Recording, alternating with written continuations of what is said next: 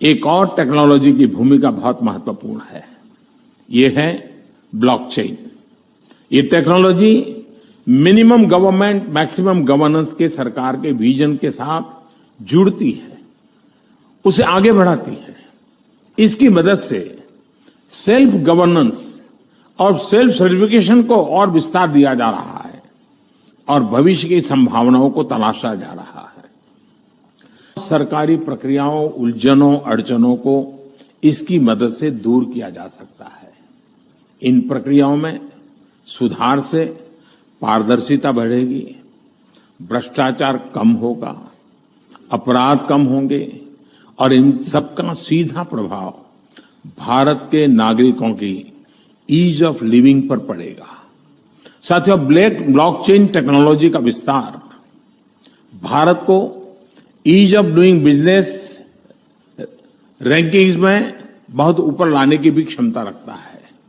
सरकार की तमाम सेवाएं, प्राकृतिक संसाधनों का मैनेजमेंट, संपत्ति का रजिस्ट्रेशन, कॉन्ट्रैक्ट, पावर कनेक्शन, कितने ही कार्यों को इसकी मदद से और तेजी लाई जा सकती है। यही समझते हुए भारत में ब्लॉकचेन पर भी नेशनल स्ट्रेटेजी बनाने के लिए तेजी से काम हो रहा है। इसमें उसे मुंबई में WEF के इस नए सेंटर से भी मदद मिले। याद है कुछ सालों पहले जब एक रात 8 बजे अचानक से वक्त बदल गए, जज्बात बदल गए। कितने टाइम तक हमें ATM के बाहर लंबी लंबी कतारों में खड़ा होना पड़ा, नोट्स बदलने के लिए बैंक्स के चक्कर लगाने पड़े क्योंकि 500 और 1000 के नोट्स बंद हो गए थे। अब उस समय की परेशानी को आप और मैं बहुत अच्छे से जानते हैं और जाहिर है कि तब से हम हर तरीका आजमाते हैं कि उस सिचुएशन में वापस ना जाना पड़े। मगर अगर उस समय हम ब्लॉकचेन टेक्नोलॉजी यूज कर रहे होते तो शायद उतना नुकसान नहीं सहना पड़ता। नमस्कार, स्वागत है आपका जी के डिजिटल शो पर। मैं हूं पलक यादव और आज हम बात करेंगे क्रिप्टो करेंसी के एक बहुत अहम पहलू पर जिसका नाम है ब्लॉकचेन। अब क्रिप्टो तो हम समझ गए, मगर ये सवाल आपके मन में जरूर आया होगा कि आखिर जितनी भी क्रिप्टो से होने वाली ट्रांजैक्शंस हैं उनका रिकॉर्ड कैसे रखा जाता है या उन्हें सिक्योर कैसे किया जाता है, या जो हमने क्रिप्टो की डिसेंट्रलाइज्ड होने की पिछले वीडियो में बात की थी, आखिर वो कैसे पॉसिबल है। इस सब का एक ही जवाब है ब्लॉकचेन। ब्लॉकचेन एक बड़ा सा बटा हुआ डेटाबेस है जो हजारों लाखों कंप्यूटर्स पे शेयर्ड होता है और ये सारे कंप्यूटर्स आपस में कनेक्टेड होते हैं। आसान भाषा में कहें तो जैसे एक दुकानदार अपने पास एक रजिस्टर बना के रखता है ना कि कितना राशन आया, कितना बिका, ठीक वैसे ही ब्लॉकचेन एक डिजिटल रजिस्टर की तरह होता है। अब वैसे तो ब्लॉकचेन का कई सेक्टर्स में इस्तेमाल हो सकता है, मगर ये हाल ही में सबसे ज्यादा पॉपुलर हुआ क्रिप्टो करेंसी से होने वाली ट्रांजैक्शंस के लिए।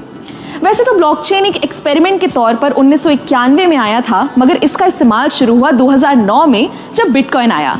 जी हाँ, कुछ सुना लगा।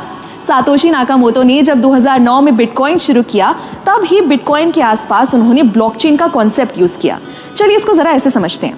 फर्ज कीजिए आपने बिटकॉइन से कुछ खरीदा या बिटकॉइन खरीदा, तो ये जो ट्रांजैक्शन हुई ये इंफॉर्मेशन एक ब्लॉक के फॉर्म में बन के सेव हो गई। फिर आपने उस बिटकॉइन को बेचा तो फिर से एक ब्लॉक बन गया। अब ऐसे ही आप जितनी बार ट्रांजैक्शंस करेंगे तो उसका एक ब्लॉक बनता जाएगा और वह सारे ब्लॉक्स एक चेन से जुड़ते जाएंगे, इसलिए इसका नाम है ब्लॉकचेन। सिंपल। मगर ये हमारे ट्रांजैक्शन यानी लेन देन के डेटा को सेव कैसे रखता है? हर एक ब्लॉक की अपनी एक आइडेंटिटी होती है। जैसे आप और मेरा फिंगरप्रिंट कभी सेम नहीं हो सकता, वैसे ही हर ब्लॉक को एक की मिलती है जो उसकी अपनी होती है और सबसे अलग होती है। क्योंकि ये डिसेंट्रलाइज्ड होता है तो अगर इस चेन के किसी ब्लॉक में कोई दिक्कत भी आती है तो बाकी ब्लॉक्स पर कोई फर्क नहीं पड़ेगा। ब्लॉकचेन एक ऐसा सिस्टम है जिसे हैक करना, हटाना या चेंज करना लगभग नामुमकिन है। दोस्तों, मानो या ना मानो, ब्लॉकचेन का फ्यूचर बहुत बड़ा है और इसका इस्तेमाल लगभग हर जगह शुरू होने का टाइम दूर नहीं है, क्योंकि इसके बहुत से फायदे हैं। जैसे नंबर 1, क्योंकि डिस्ट्रीब्यूटेड है और इसमें स्टोर्ड जानकारी किसी लाइब्रेरी या सरकारी दफ्तर की तरह एक जगह नहीं रखी जाती। इसको संभालने या मेंटेन करने के लिए किसी मिडिल मैन की जरूरत नहीं है। दूसरा, ब्लॉकचेन एकदम ट्रांसपेरेंट है, यानी आप और मैं कभी भी इसको एक्सेस कर सकते हैं और अपनी ट्रांजैक्शंस पर नजर रख सकते हैं, जिससे फ्रॉड के चांसेस बहुत कम हो जाते हैं। तीसरा, ब्लॉकचेन पर हर इंफॉर्मेशन को बहुत आसानी से ट्रेस किया जा सकता है, यानी पुरानी से पुरानी ट्रांजैक्शन को भी हम देख सकते हैं। चौथा, ये टेक्नोलॉजी एकदम फास्ट है। हर चीज का लिखा हुआ रिकॉर्ड बनाने में बहुत टाइम और मेहनत लगती है, मगर वही जानकारी को अगर ब्लॉकचेन के जरिए सेव करें तो वो बहुत आसानी से और बहुत जल्दी हो जाएगा। और आखिरी, जैसा मैंने पहले भी बताया कि ये बहुत सेफ है, तो आप टेंशन फ्री होकर इसका इस्तेमाल कर सकते हैं। क्या आपको पता है, बहुत से भारतीय बैंक्स ने इस ब्लॉकचेन टेक्नोलॉजी को ऑलरेडी यूज करना शुरू कर दिया है, जैसे ई-केवाईसी के लिए, ई सिग्नेचर के जरिए ऑनलाइन डॉक्यूमेंट्स या कागजात वेरीफाई करने के लिए, कमर्शियल लेटर्स बनाने के लिए इत्यादि। हमारी प्लानिंग कमीशन यानी नीति आयोग ने भी ब्लॉकचेन पर व्हाइट पेपर पब्लिश कर दिया है, जिसमें ई गवर्नेंस को लेकर इसके इस्तेमाल की बात की गई है। एक मजे की बात बताऊं, 2010 में पहली बार फ्लोरिडा के एक आदमी ने 10,000 बिटकॉइन से 2 पिज्जा खरीदे थे।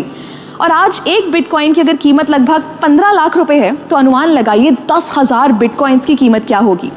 ऐसे ही आपको क्रिप्टो की दुनिया की मजेदार बातें बताते रहेंगे, सो स्टे ट्यून्ड और देखते रहिए जी डिजिटल। जानते हैं कि ये है क्या, व्हाट इज ब्लॉकचेन। दोस्तों, ब्लॉकचेन भी इंटरनेट का कह सकते हैं कि तीसरा वर्जन है, लेटेस्ट वर्जन कह सकते हैं। पहले हम लोग किसी भी डेटा को पेन ड्राइव पे, सीडी पे सेव करते थे, फिर हार्ड डिस्क पे सेव करते थे, फिर इंटरनेट पे स्पेस लेते थे, सेव करते थे। आज भी वेब स्पेस खरीदते हैं, लेकिन ब्लॉकचेन इंटरनेट के अंदर डेटा सेव करने का, रखने का वो तरीका है जहां पर कोई भी डेटा, अगर एक बार डेटा हो, पिक्चर हो, वेबसाइट हो, कुछ भी चीजें एक बार डाल दी जाए तो उसे डिलीट करना, उसे हैक करना, उसे चुराना और उसे बदलना उतना ही असंभव है जितना असंभव है कि सूरज के उगने और डूबने के टाइम को बदल देना, यानी लगभग असंभव के बराबर है।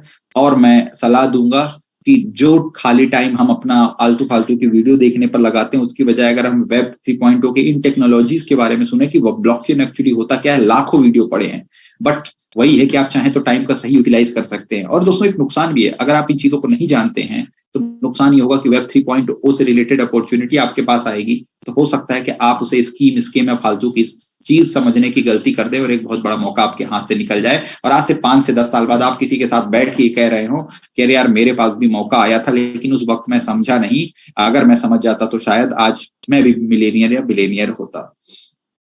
दोस्तों, गवर्नमेंट भी इसको लेकर सीरियस है, तो आप और हम क्यों नहीं। blockchain.gov.in पर आप जाके देख सकते हैं। तो सरकार ने पूरी की पूरी कमेटी बना दी है, पूरा मंत्रालय बना दिया, जिसमें कौन कौन से फील्ड में ब्लॉकचेन का इस्तेमाल होने लगेगा। मोदी जी का एक वीडियो जो शुरू में मैं चला रहा था, जिसमें वो खुद बोल रहे हैं कि ब्लॉकचेन टेक्नोलॉजी के आने से भ्रष्टाचार खत्म होगा, क्योंकि यहाँ पे कोई भी आदमी एडिट डिलीट नहीं कर सकता, हैक नहीं कर सकता। ईज ऑफ डूइंग को बढ़ावा मिलेगा, क्योंकि इसको चलाने के लिए किसी व्यक्ति या ऑनर की जरूरत नहीं होती है। NFT, दोस्तों, अभी तक अगर लोगों से एसेट की बात की जाए कि अगर आपके पास बहुत सारा पैसा हो रहा, अगर आपको